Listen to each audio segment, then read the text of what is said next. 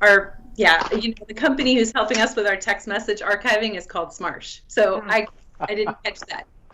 Yeah, we got him in Target, and Brian like mockingly picked it up, and then I just took it out of his hand and put it in the basket. It's like, well, that's what you get for pointing it out, buddy.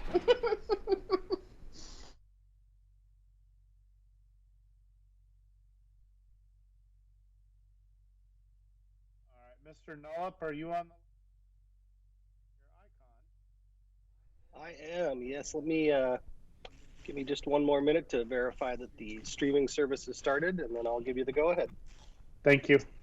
No problem.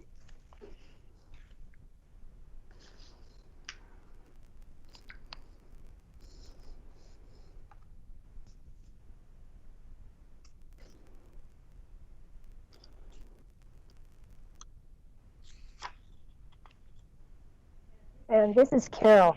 So you understand that you'll start off with your liaison reports and go as long as you want, but hopefully leave enough time for exec session. And then the mayor will read the citation, and then you exit and enter the second meeting. Got it? All right. Perfect. And Mr. Mayor, you're free to go whenever you'd like. Okay, I will call this Tigard City Council study session to order. We have, I think, one item on the agenda before we go into an executive session, and that is council liaison reports. Let's start with Youth Councilor Calderon. Do you have any liaison reports? I do not, because TIAC decided to not meet this week because it was Labor Day. But I hope you all saw my email about Abdi and the BSU designee. So that's it. Yes, thank you for following up on that. And from your note, I take it that you and he and others will be working on that? Yeah, I'm trying to talk to him, but he said he wanted to talk to you first, so I don't know if he's reached out to you or anything, but I'll make sure to text him after this study session to see if he's available to talk anytime soon. That may be, I guess now I don't know. He had asked to meet with Mayor Bubenek and I both at the same time, along with the presidents and vice presidents of the student unions at both schools. And so that meeting is tomorrow evening, and perhaps that's one of the topics they want to talk about. He wasn't super clear on exactly what, but if it is, we'll certainly listen and try to figure out how we can help. Sounds great. Councilor Lube, any liaison reports?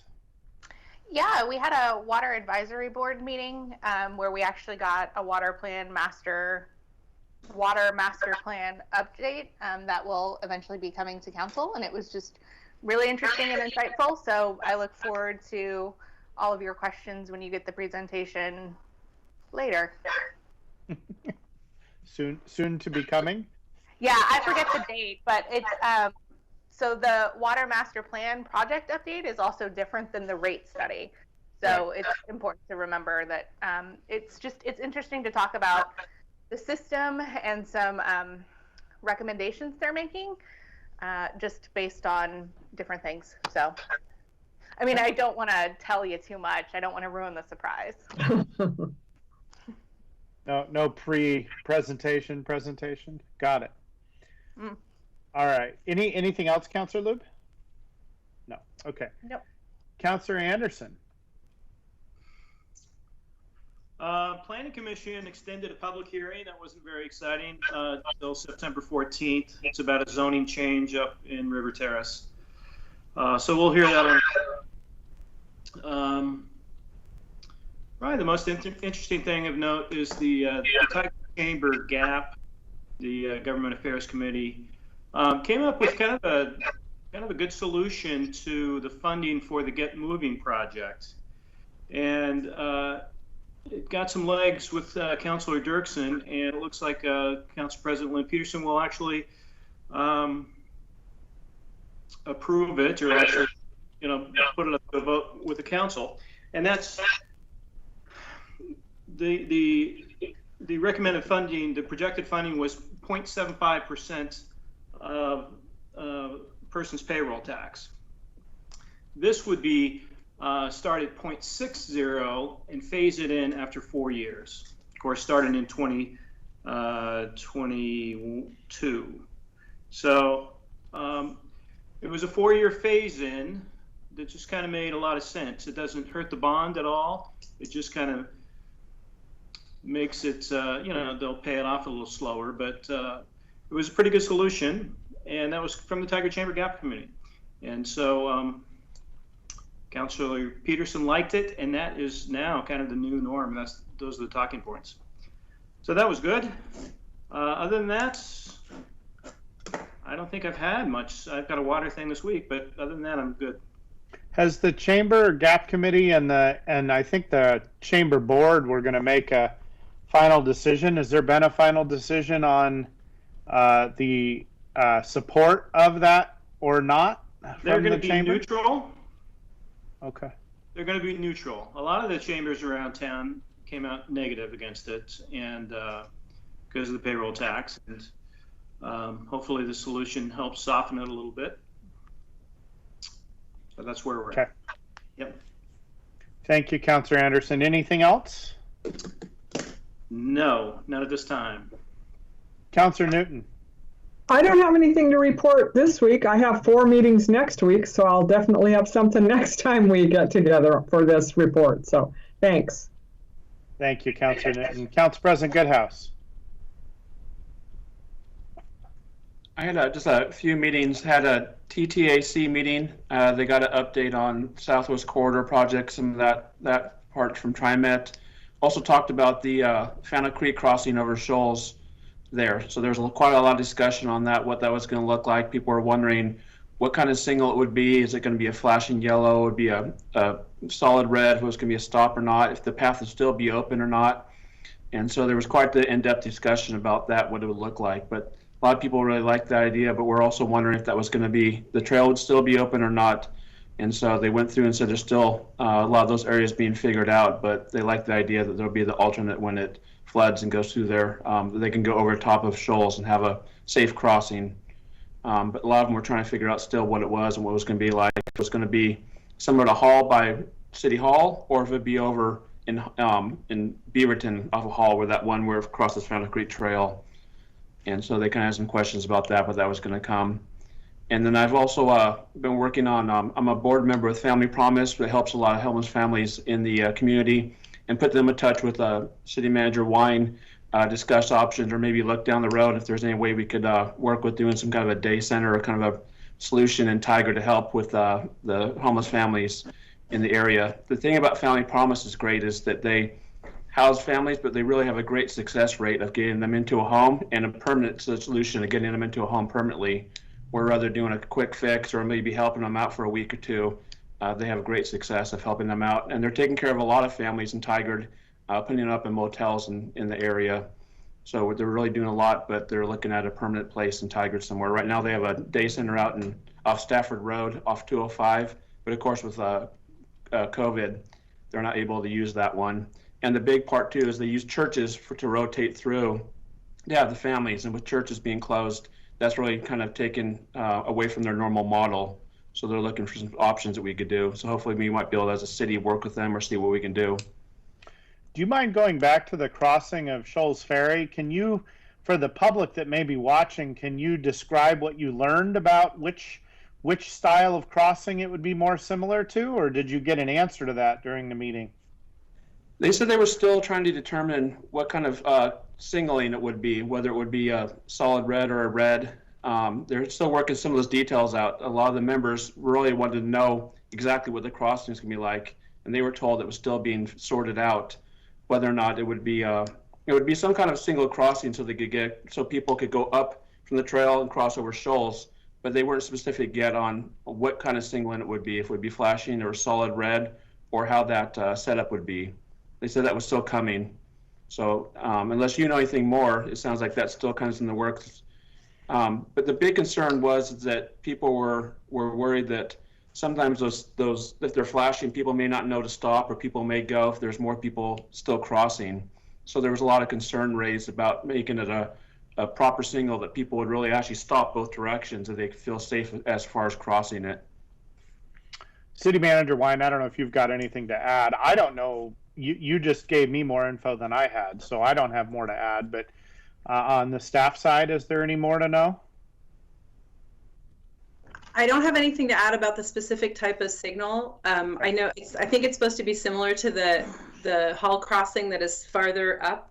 I'm sorry, that's on Shoals. There's a crossing on Hall that it turns to a red crosswalk.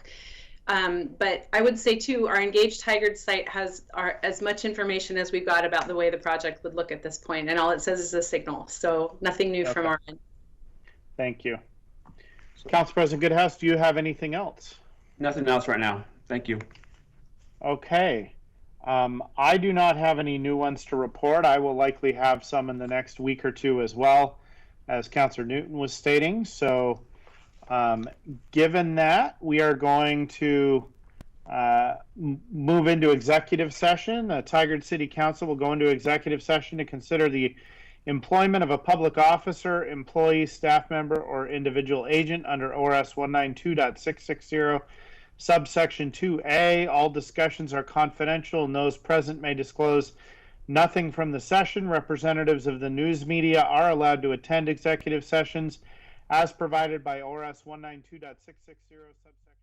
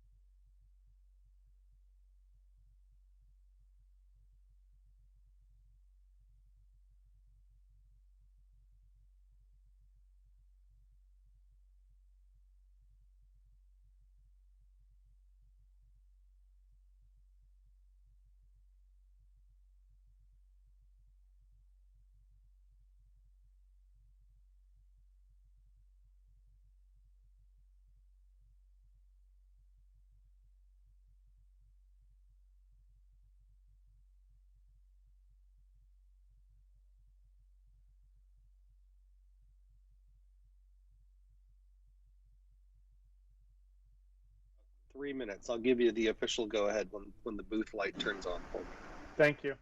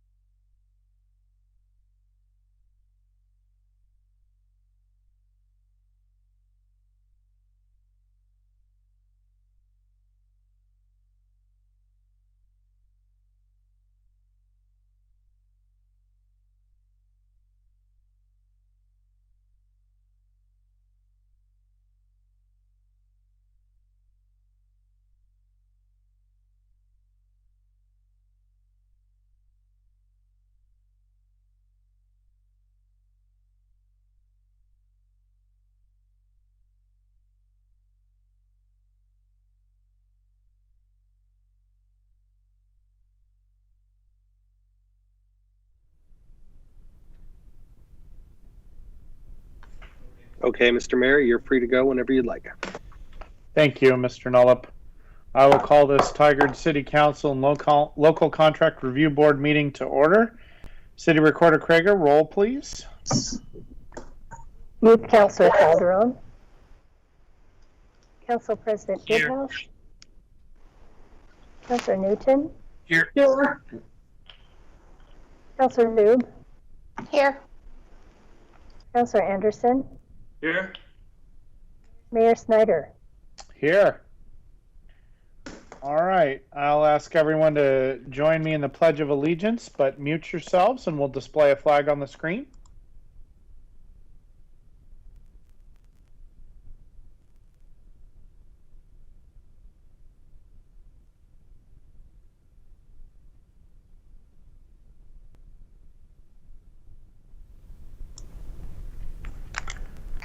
Okay, thank you, Mr. Nullup.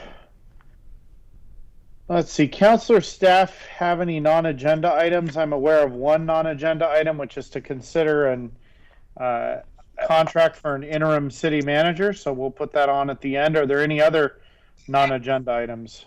No other items, Mr. Mayor. All right, thank you. Written public comments were due by 4:30 p.m. today, and phone-in questions will be taken via telephone for agenda item number 2C. Public comment tonight, phone-in public comment. The public may call in now to get in the queue. The call-in number is 503-966-4101. Again, if you want to make public comment or ask questions, call-in number for tonight, 503-966-4101. And we will get to that in just a few moments. City Manager Wine, did you have any follow-up to previous public comment? Well, I have no follow-up, Mr. Mayor. Okay. We received 4 different pieces of written public comment. We received 2 different letters from 2 different individuals about, generally speaking, about composting food waste and their various haulers of solid waste in the city, and information about composting food waste. We received a letter about affordable housing and transportation issues in the Tiger Triangle, and then a letter about voting by mail. City Manager Wine, did you want to follow up on one or more of these? Sure. Council, what I want you to know about public comment, part of the reason that you don't hear from me every week, even when you've received public comment, is that often what we're doing in the city manager's office is on the council's behalf and on the mayor's behalf is preparing responses to these requests, just like correspondence, to let the folks who are writing in know about either how to learn more or in response to the questions they've raised. So I just want you to know, in the case of the question about transportation options and the shuttle bus, and also voting by mail, will proceed that way to respond to these folks in that way. Regarding composting food waste, just information for you. I know that in the last year you've reviewed a cost of service study related to solid waste, and one of the ways the council might consider incorporating composting food waste into the services that, or the complement of services that our 2 solid waste haulers provide, would be to ask our haulers to take that into account and review an updated cost of service study. So we'll respond accordingly to the folks who have written in on those questions, but I wanted you to know that if this was something that you wanted to take up, we could do that, much as your prior conversations have related to the services our solid waste haulers provide in the city.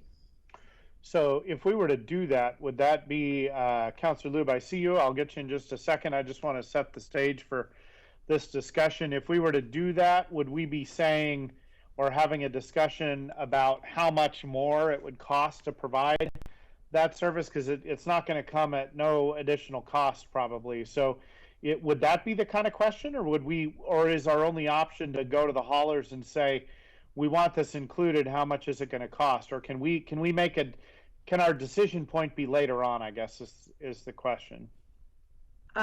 I'm not sure I understand the second part of the question about your decision point being later on, but I would say that the kinds of trade-offs that the council reviewed in your cost of service study, which is, what are the rate classes that you either want to encourage, the behavior you want to encourage, and what rate classes you want to provide either higher or lower cost to.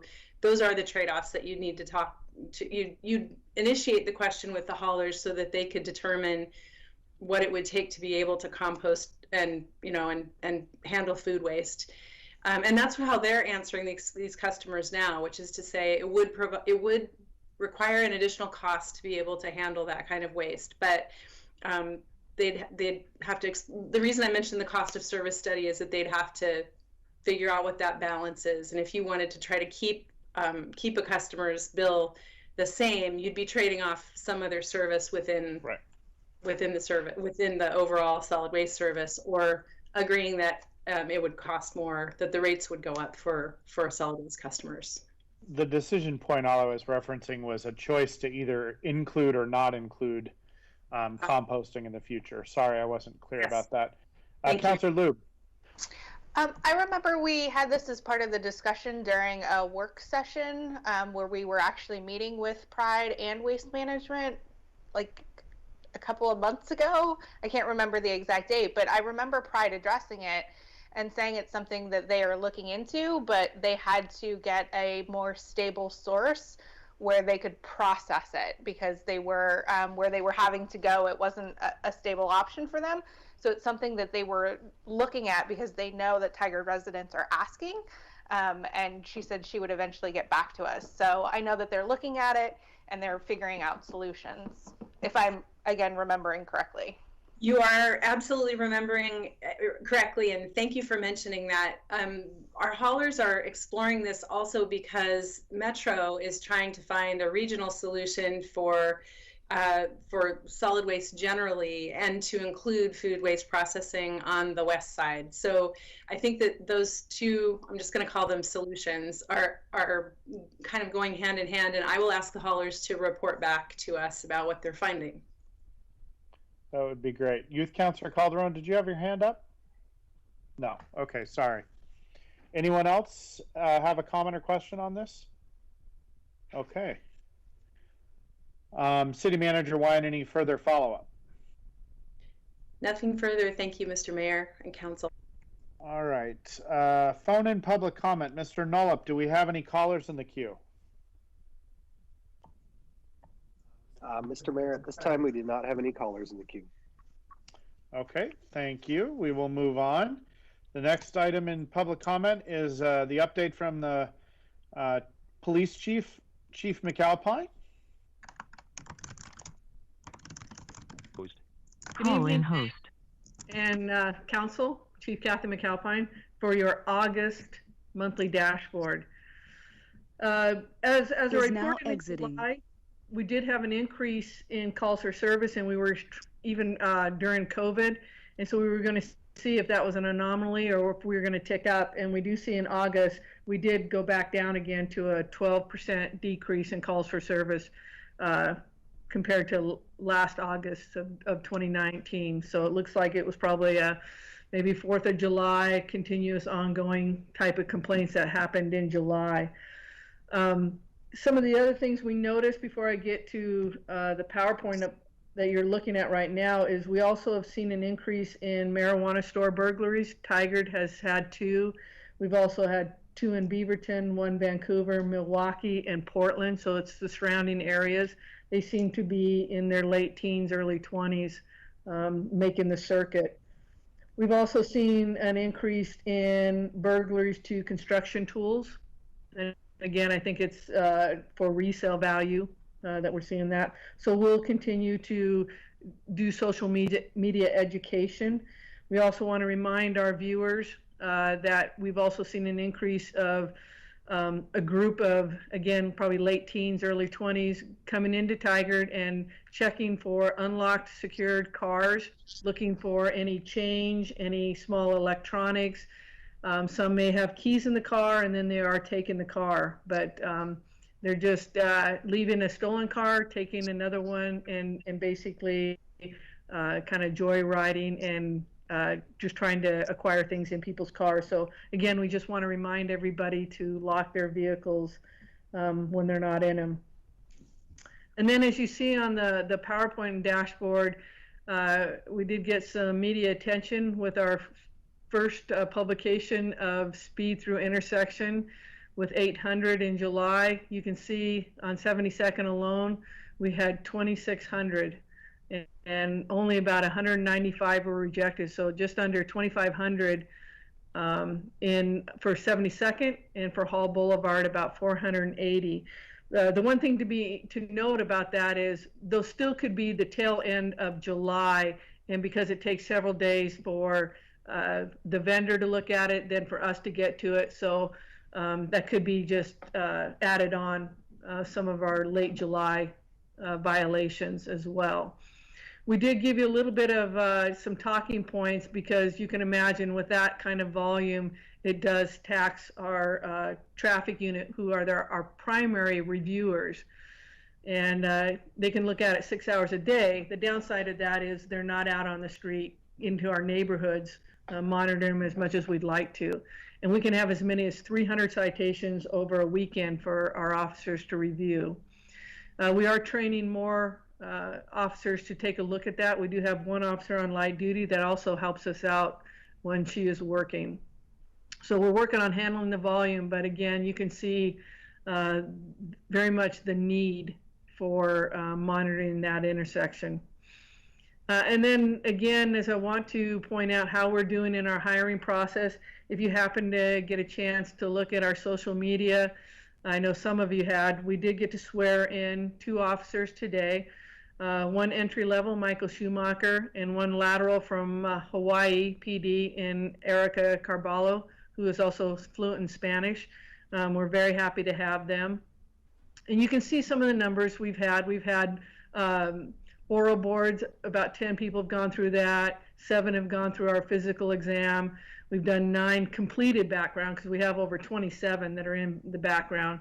And it just shows you our progress. The hiring, I said 2. Technically, since they started today, it hits our actuals in the month of September, but I definitely wanted to highlight that and let you know that those offers were given in September. We just did not onboard them the offers were made in August and we didn't get to onboard them until September. The other thing, the challenge, and kind of a call to all of you that I may be asking for some assistance down the road.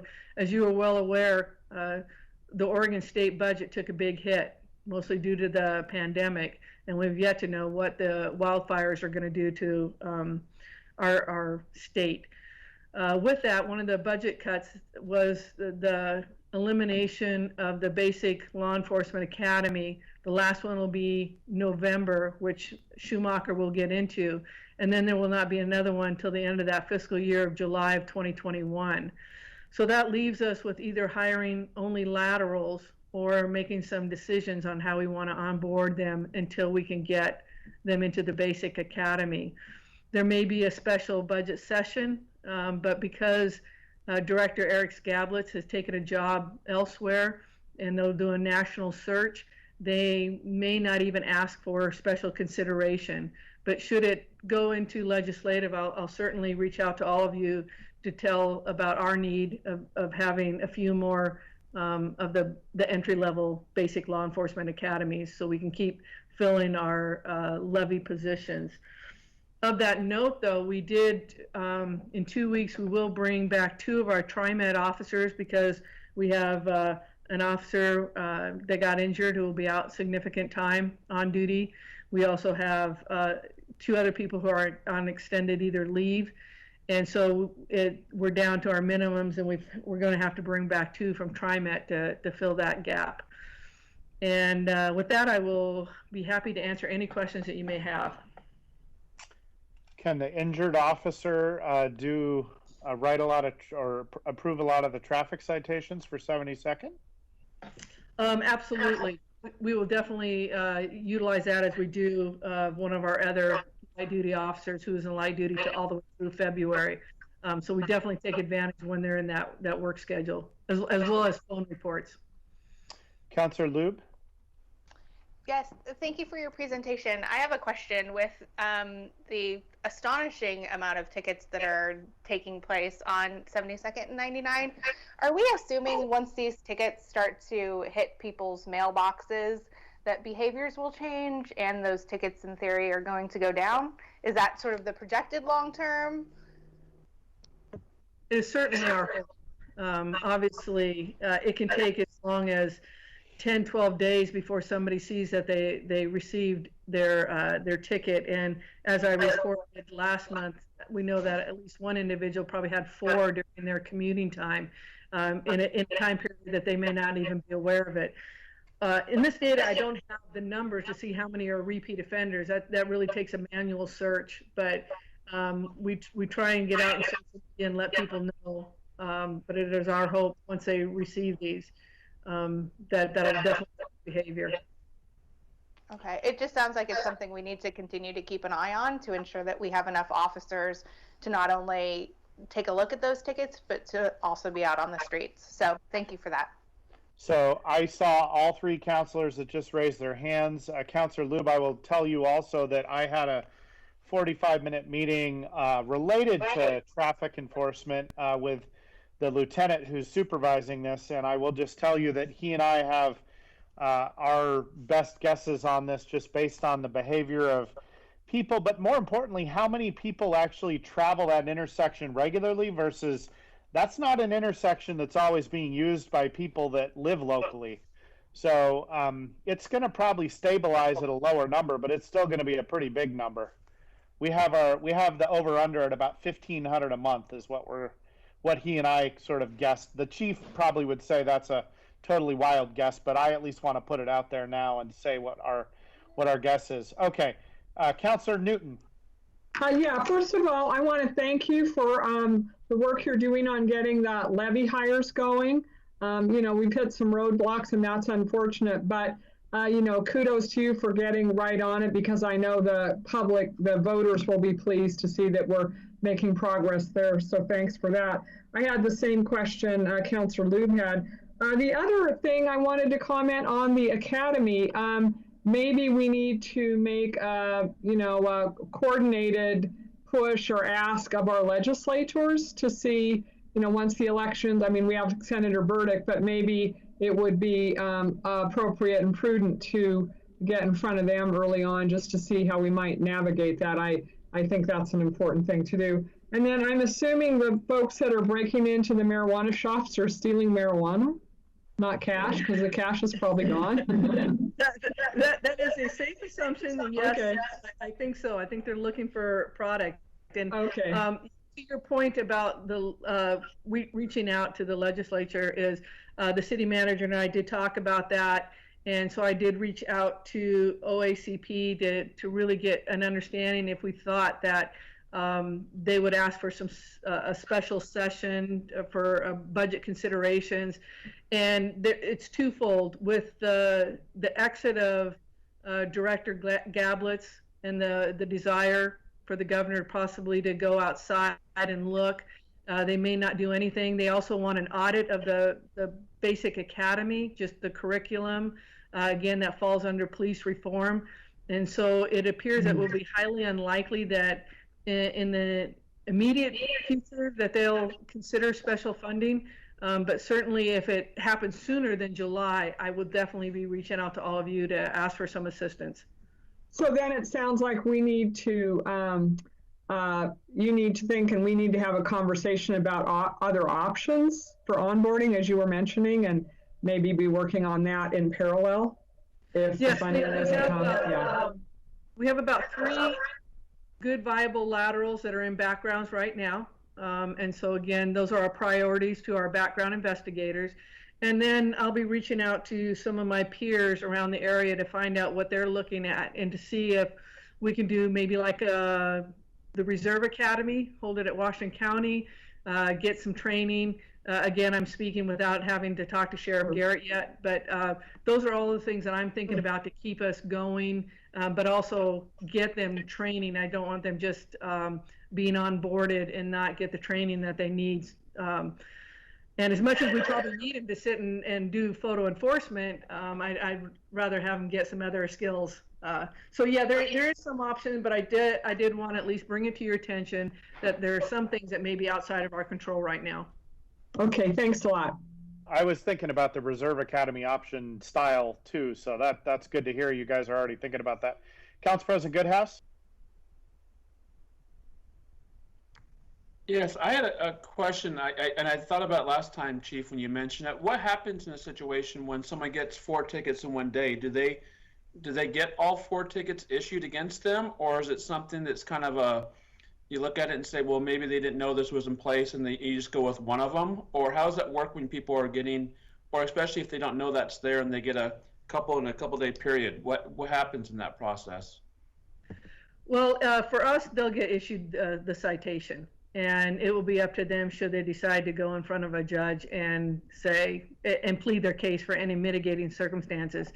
Now, of course, we could say we've promoted this, we've let them know there's indication, there's signage, but again, I'm sure that a judge would take that in consideration, knowing that is a pretty big hit to somebody.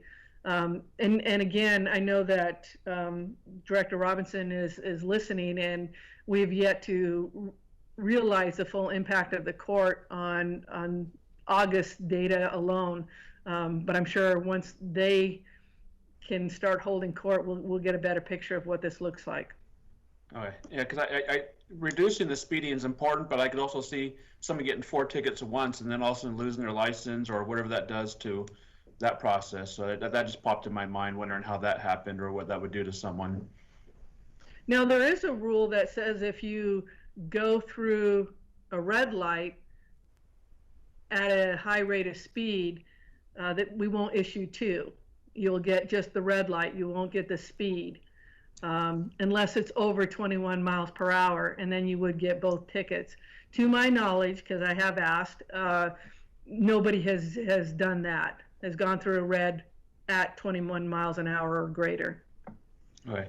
And a follow-up on with the part you're talking about with the academy and so forth. Is that something that the different chiefs in the area and the sheriffs are looking at, maybe doing some kind of a joint letter to the legislation to kind of at least, even though it might not be decided later, at least kind of get on the radar? Yes, it's been my experience in the past that DPSST sends out a letter and says, how many do you anticipate you're hiring? Let me figure out our numbers, and then they can go through a special session. Again, with Director Gablick's leaving, I have yet to see that communication, and so I inquired today, and again, it does not sound like that is going to be high on their radar in at least the next couple of months. Okay. Thank you. Youth Councilor Calderon. Yeah, I would just like to say special thanks to the officers who had to go through all 2,500 citations. That can't be fun. I can tell you I would certainly not like to do that, and just thanks to the police department overall. And I was just going to ask, maybe this is common knowledge, but what's grounds for a traffic ticket to be rejected? So what you see predominantly on those is if we cannot identify the driver. So if we see a plate and the registered owner and the driver don't match, or something's obscured, or if we see any abnormalities, then we'll tube it out our end and not even bring it forward. Cool, thanks. Any other questions of the chief? Okay, Chief, thank you very much. Thank you. We will move on to a Chamber of Commerce update. Do we have Member Engagement Manager Love with us? We do not. She did not call in. Okay. Well, we will move on to the consent agenda. Consent agenda is used for routine items, including proclamations, approval of minutes, contracts or intergovernmental agreements. Information on each item is available on the city's website and the packet for this meeting. These items may be enacted in one motion without separate discussion. Council members may request that an item be removed by motion for discussion and separate action. Tonight we are considering proclamation declaring September 17th to 23rd as Constitution Week. We are taking action as the local contract review board, amending an amendment to the Tiedemann, Catherine Street, and Grant Avenue crosswalk and sidewalk improvement project, and also as a local contract review board, considering award of a contract for the small business grant program. So those are the items on the agenda, on the consent agenda. Is there a motion? Councilor Lube, I move to approve the consent agenda as presented. Council President Goodhouse, I second that.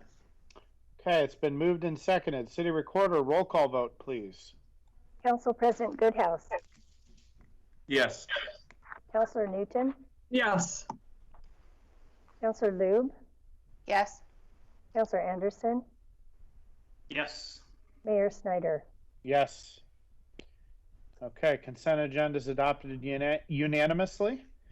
We're going to move on to consider a resolution of necessity related to property acquisition for the Southwest 121st Avenue Improvement Project. And before we get started, City Attorney Rahala,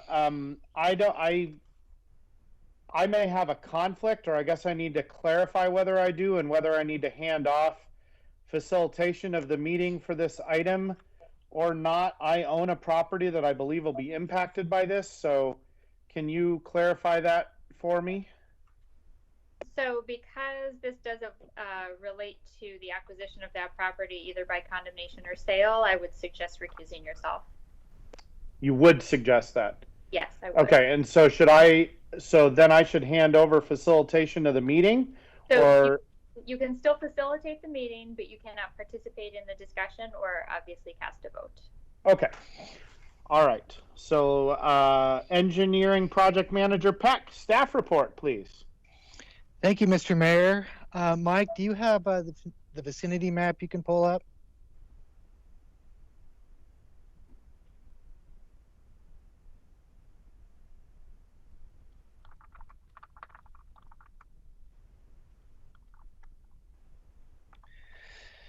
So the vicinity map that's coming up, you'll just see it shows the basic footprint of the project, which is along 121st Avenue between Southwest Whistler's Loop and Southwest Tippett Place, and also a portion of Southwest Bonner Street.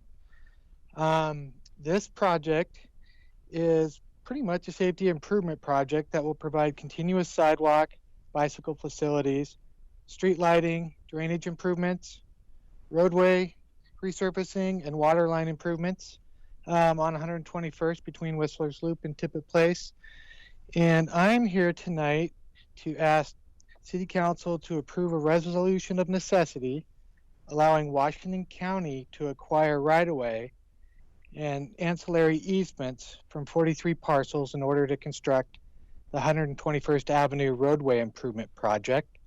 Washington County is managing the project, and it's an MSTIP project, so they would be the ones going after right-of-way and any other easements that we have. And as this is a city road, it requires council approval to allow them to pursue right-of-way. So be happy to answer any questions. All right, questions, council?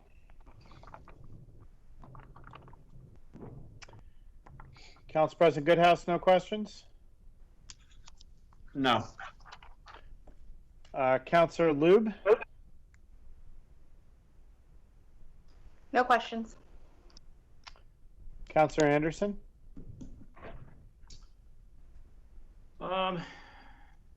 No, Jeff, remind me, how many properties are we talking about? So right now we have 42 parcels for sure, and possibly 43, depending upon a reconfiguration of an accessible ramp at the intersection of Tippett Place. And each one of these parcels can have multiple easements on it, from right-of-way acquisition to slope easements. So there's quite a number of parcels. Yeah, that's a pretty big one. No other questions. I'm fine. Councilor Newton? I don't have any questions, thanks. Youth Councilor Calderon? No questions. Okay. Is there a motion? Council President Goodhouse, I move to approve resolution number 20-43. I'll second that. Councilor Anderson? Okay, it's been moved and seconded. Any further discussion? All right, City Recorder, please read the number and title of the ordinance. Resolution number 20-43, a resolution declaring the need to acquire property for the purchase of constructing public roadway, utility, and related improvements adjacent to and along Southwest 121st Avenue, from Southwest Whistler's Loop to Southwest Tippett Place, and along Southwest Bonner Street from Southwest 121st Avenue to Southwest 116th Place, and authorizing eminent domain and immediate possession if necessary. City Recorder, roll call vote, please. Council President Goodhouse, Yes. Councilor Newton, Yes. Councilor Lube, Yes. Councilor Anderson, Yes. Mayor Snyder. Abstain.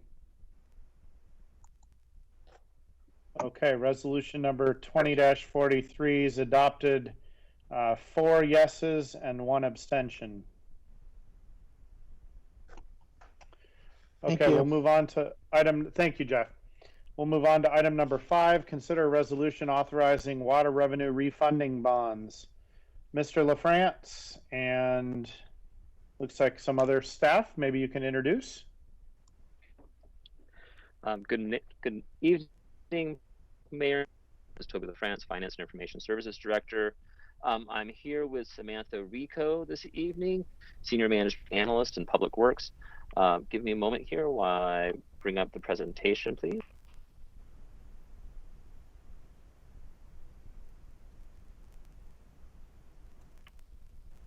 Okay, so what's before you this evening is a resolution that would authorize staff to do an advanced refunding on our 2012 water bonds. This is a common action that anytime that as staff we're looking at issuing bonds, one of the very first council let you know that we are considering the issuance of bonds on behalf of the city and seek passage of a resolution by council that would authorize, in this case, City Manager Wine and myself, to take any actions necessary to sell bonds. In this case, what we're looking at doing is doing advanced refunding on our 2012. So, a little bit of background. Back when we were building the Elo Tigard Water Partnership, we issued bonds in 2 issuances. In 2012, we issued $97.7 million worth of bonds. And in 2015, there was a second issuance of smaller amount, $30.8 million. What we're looking to do here is both of those bonds have 30-year terms with a 10-year that were in the first 10 years, they're non-refundable. Obviously, with the 2012 bonds, they're only 8 years old.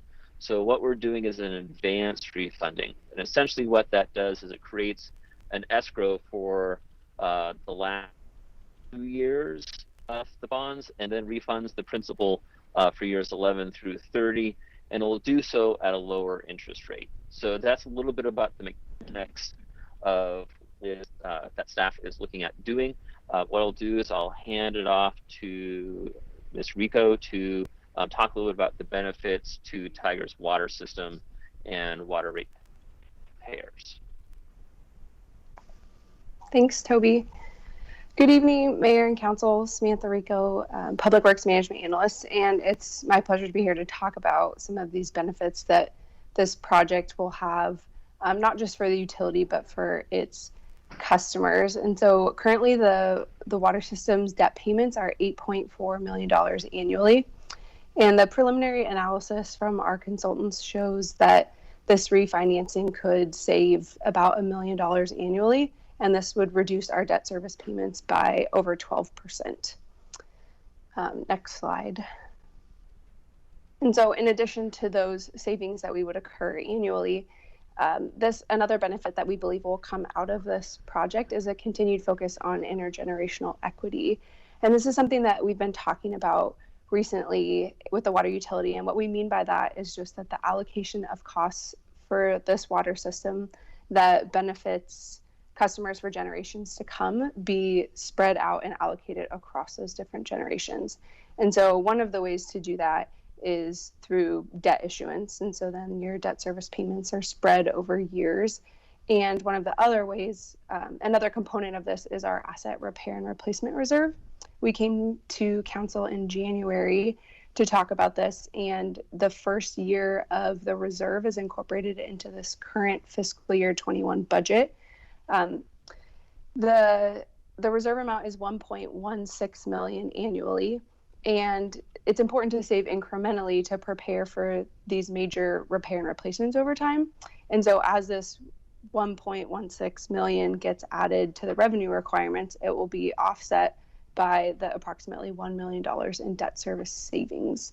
And so we see this as a real benefit to the community as we shift costs from construction of the water facilities to then stewardship of the assets through repair and replacement in accordance with some of their life cycles.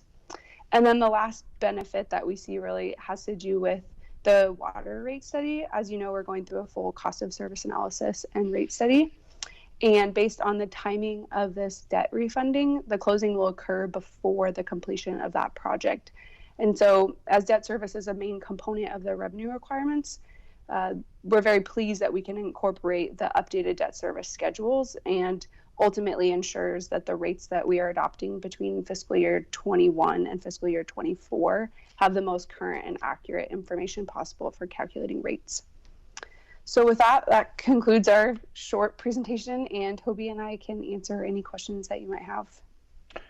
Well, thank you for that very thorough presentation from both of you. And I guess for the public, I want to translate that may very well mean that their water rates are going to be absolutely as low as they possibly can be by us. But if we take this action, is that a reasonable translation of all the words you and Toby were just saying about? I would say this complex maneuver that we're talking about.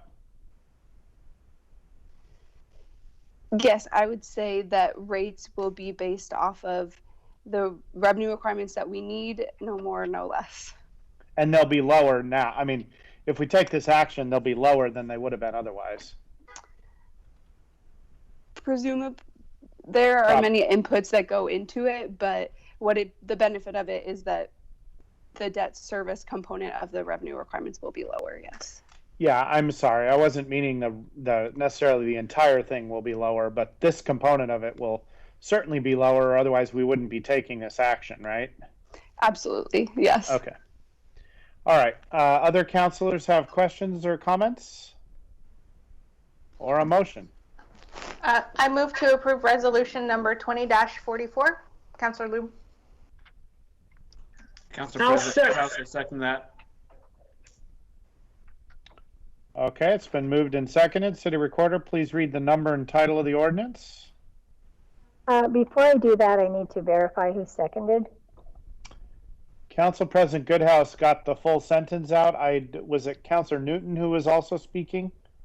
Sure, but I didn't get the whole sentence out. So I just wanted to make a quick comment that I'm also think it's important that we are looking at a way to fund our asset, the maintenance and of our assets, and it's important to be thinking about that now. So now that I'm involved with the water project, I'm hearing a lot about how important that is long term. So sorry for the interruption, but I did want to make that comment so the public knows that we're being mindful of long-term improvements and that we'll have to make. So it's almost, I mean, it's both improvements, but even just maintenance and replacement of stuff that doesn't last 70 years. Forever. Yeah, that's right. I was going to say, based off of the preview of the master plan that I had seen, this is an important component to be able to tackle it. So it's great that we're looking at it, and thank you to the staff for bringing this option up and saving the residents money. All right, so I'll get us back on track process-wise, unless there's any other comments. City Recorder, would you like to? I think you've got the first and the second, or the motion and the second confirmed. Would you mind reading the resolution? Yes, resolution number 20-44. A resolution of the City of Tigard, Washington County, Oregon, authorizing the sale of water system revenue refunding bonds and related matters. City Recorder, roll call vote, please. Council President Goodhouse? Yes. Councilor Newton? Yes. Councilor Lube? Yes. Councilor Anderson? Yes. Mayor Snyder? Yes. Okay, resolution number 20-44 is adopted unanimously. We'll move on to non-agenda items. We have a contract for an interim city manager with Kathy Nyland, and we are going to consider that contract. Director Bennett, are you going to speak to this item, or City Attorney? Sure, I'll speak to it. HR Director Dana Bennett. You have before you tonight a interim contract for the a contract for interim city manager. Pursuant to council's direction, I entered negotiations with Kathy Nyland last week. We were able to reach a settlement, and the contract you have in front of you outlines that settlement. Thank you on behalf of the council for working through that with Kathy Nyland. Are there any comments or questions from the council? Councilor Newton. Yeah, I just want to thank Kathy for stepping up. Appreciate it, and thank Director Bennett and City Attorney Rahala for moving through this negotiation quickly. So thanks to all of you, and I'm looking forward to working with you, Kathy. Thanks. Any other comments or follow-up? Kathy Nyland, thank you for being willing to take this on. I know this is a big ask of you, and I see you're raising your hand, so I'm assuming you would like to speak. Yes, I just wanted to thank everyone. Thank you, Marty, for everything she has done and will continue to do through November 30th.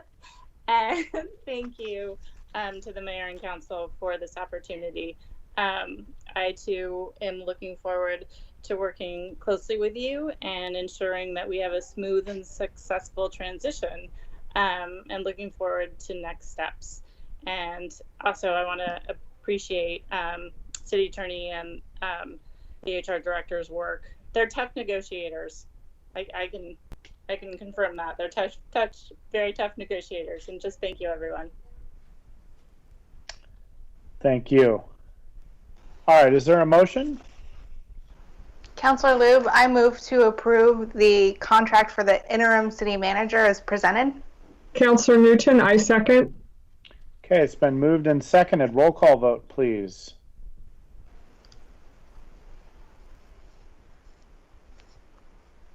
Council President Goodhouse, Yes.